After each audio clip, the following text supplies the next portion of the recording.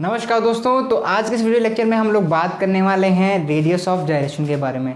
तो हमने जो रोटेशनल डायनेमिक्स में अपने जो टॉपिक्स कवर किए हैं, जैसे मूवमेंट ऑफ इनर्शिया हम लोगों ने पिछले वीडियो लेक्चर में कवर किया, उसी के आगे रेडियस ऑफ जायरेशन आता है, जो कि एक बेसिकली रिलेशन एस्टैब्लिश करता है मूवमेंट ऑफ इनर्शिया के बीच में। इसमें थ्योरेटिकल चीज़ें हैं, आप डेफिनेशन याद कर सकते हैं, लेकिन जो एक्चुअल चीज़ हमें समझनी है वो मैं आपको बताने वाला हूँ। लेकिन पहले हम क्या करते हैं, डेफिनेशन पढ़ लेते हैं। The distance of a point from the axis of rotation at which if the whole mass of the body is supposed to be concentrated, एक ऐसा पॉइंट हमने सपोज किया है कि जहां पर पूरी बॉडी का जो मास है वो कंसंट्रेटेड होना चाहिए। इमेजिनरी पॉइंट है, हमने इमेजिन किया है अभी, वो कोई रियल पॉइंट नहीं है। The total kinetic energy of the rotation is same as that of the body itself.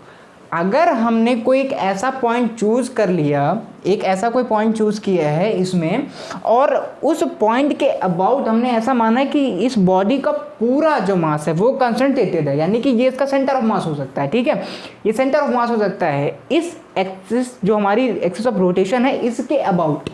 तो इसके अबाउट जो हमने ये पॉइंट लिया, जो कि परपेंडिकुलर होगा किसके, एक्सिस ऑफ रोटेशन के, उस पॉइंट के बीच को डिस्टेंस होगी, उसके लिए अगर हम काइनेटिक एनर्जी कैलकुलेट करना चाहें तो वो काइनेटिक एनर्जी सेम आएगी जैसे कि अगर इसको हम सपोज ना करें और इस पूरी बॉडी के लिए काइनेटिक एनर्जी निकालें। तो फिर से समझिए एक बार कि इस बॉडी की काइनेटिक एनर्जी होगी, ये वाला P वाला पॉइंट आप भूल जाइए। फिर हमने क्या सपोज किया कि एक पॉइंट P, इमेजिनरी पॉइंट, इसमें एग्जिस्ट करता है, और ये हम मान के चल रहे हैं कि इस पूरी रिजिड बॉडी का जो सेंटर ऑफ मास है, या कह सकते हैं कि टोटल मास इस पॉइंट पर लाई कर रहा है। तो इस पॉइंट से इस एक्सिस ऑफ रोटेशन की बीच की जो डिस्टेंस होगी वो कहलाएगी रेडियस ऑफ जायरेशन।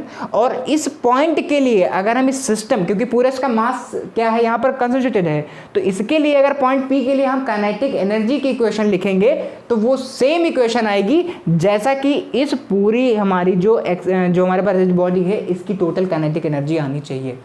तो क्या कहने का मतलब है कि जो हमारे पास I है, यानी कि मोमेंट ऑफ इनर्शिया, इसको हम कैसे लिख सकते हैं, m इंटू के स्क्वायर। के यहाँ पर क्या है, रेडियस ऑफ जायरेशन, m क्या है, मास जो कंसंट्रेटेड है। अब ये जो m है ना, ये इमेजिनरी बात हो रही है। कहने का मतलब क्या है कि ये जो P पॉइंट था, ये इस P पॉइंट के लिए ये m लिखा गया है, जहां पर इस पूरे सिस्टम का जो मास है वो कंसंट्रेटेड होगा। साफ साफ लिखा हुआ है, rotation at which if the whole mass of the body suppose to be concentrated.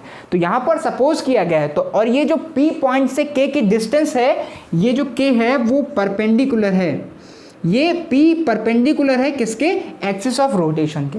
ठीक है, तो ये P पॉइंट जो लिया गया है वो उससे जो डिस्टेंस है हमारे पास एक्सिस ऑफ रोटेशन से K, और वो K radius of gyration axis of rotation के क्या है, परपेंडिकुलर है। अब यहाँ पर m1 मास है, यहाँ पर ये m2 मास है। ठीक है, तो अगर इसको हम ना सपोज करते तो इसके बीच में कहीं पर इसका सेंटर ऑफ मास लाई कर रहा होता, उसके लिए काइनेटिक एनर्जी निकालते। तो मान लीजिए कि काइनेटिक एनर्जी हम लोगों ने पिछले वीडियो लेक्चर में निकाली थी, सिंपल निकल के आती है कितनी, हाफ I ओमेगा स्क्वायर। अब अगर हम इस P पॉइंट के अबाउट निकालेंगे तो यहाँ पर जो काइनेटिक एनर्जी निकल के आएगी हाफ I ओमेगा स्क्वायर। लेकिन यहाँ पर हमने I को क्या कहा कि ये क्या हो जाएगी, m के स्क्वायर ओमेगा स्क्वायर। तो अगर हम रेडियस ऑफ जायरेशन के टर्म में बात करें तो यहाँ पर हम भी क्या लिख सकते हैं, काइनेटिक एनर्जी, और ये काइनेटिक एनर्जी इस काइनेटिक एनर्जी के क्या होगी, बराबर होगी। ठीक है, तो यही है रेडियस ऑफ जायरेशन। अब इसको हम किसी एक दूसरे तरीके से भी लिख सकते हैं, जैसे कि m के स्क्वायर लिखा हमने, तो क्या करें कि हम k को कैसे लिख सकते हैं। अब इसको आप यहाँ भेजेंगे तो यहाँ पर ये क्या हो जाएगा, ये हो जाएगा I बाई m। ठीक है, तो यानी कि कहने का मतलब है कि जो K हमारा है वो किसका है, स्क्वायर रूट किसका, मोमेंट ऑफ इनर्शिया का। तो ये वाला सेंटेंस अब हम लोग देखते हैं कि root mean square distance of all the particles of the body from the axis of rotation. ये है क्या, बेसिकली ये कह रहा है K है क्या, रेडियस ऑफ जायरेशन। तो radius of gyration is root mean square distance of all the particle of the body from the axis of rotation. जितने भी पार्टिकल होंगे, m1 m2 m3, कितने भी पार्टिकल हों उसकी हम बात नहीं कर रहे हैं, जितने भी पार्टिकल होंगे सब के लिए हम बात करें कि रेडियस ऑफ जायरेशन जो है वो क्या हो जाएगी, इसकी डिस्टेंस जो K हो जाएगी वो रूट मीन स्क्वायर हो जाएगी I के। अब अगर I की मैं बात करूँ तो I हम लोग लिखते क्या हैं, I बेसिकली क्या था, moment of inertia. I is equals to M R square. R क्या था, इसके बीच की डिस्टेंस है, जैसे यहाँ पर m1 के लिए r1 हो गया, m2 के लिए r2 हो गया, और अगर हम p के लिए बात करेंगे तो यहाँ पर इसके लिए क्या हो जाएगा, k हो जाएगा। ठीक है, तो यहाँ पर अगर हम लिखें तो ये हो जाएगा m1 r1 square m2 r2 square, केवल इस सिस्टम के लिए हम बात कर रहे हैं ना, तो यहाँ पर ये आ जाएगा। और यहाँ पर नीचे क्या है हमारे पास m, तो यहाँ पर मास हमारे पास है क्या, m1 और m2, टोटल मास लिखेंगे तो m1 प्लस m2।